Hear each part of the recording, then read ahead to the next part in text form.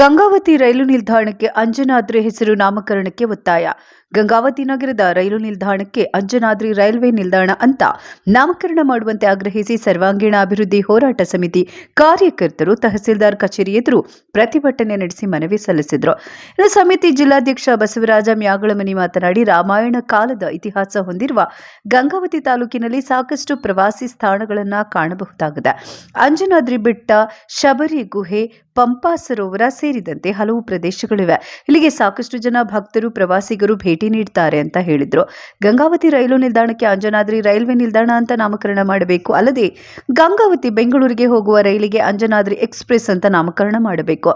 ಈಚೆಗೆ ಉದ್ಯೋಗ ಖಾತರಿ ಯೋಜನೆ ತಿದ್ದುಪಡಿ ಮಾಡಿ ಗಾಂಧೀಜಿ ಹೆಸರು ಕೈಬಿಟ್ಟಿರೋದು ಸರಿಯಲ್ಲ. ಕೂಡಲೇ ನಿರ್ಧಾರ ಹಿಂಪಡೆಯಬೇಕು ಅಂತ ಆಗ್ರಹಿಸಿದ್ರು.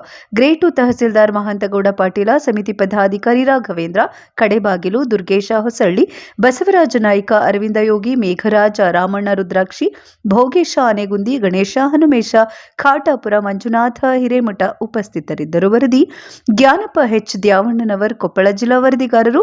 ಜೈ ಭೀಮ್ ನ್ಯೂಸ್ 24x7 ಇದು ಬಹುಜನರ ನ್ಯಾಯಕ್ಕಾಗಿ.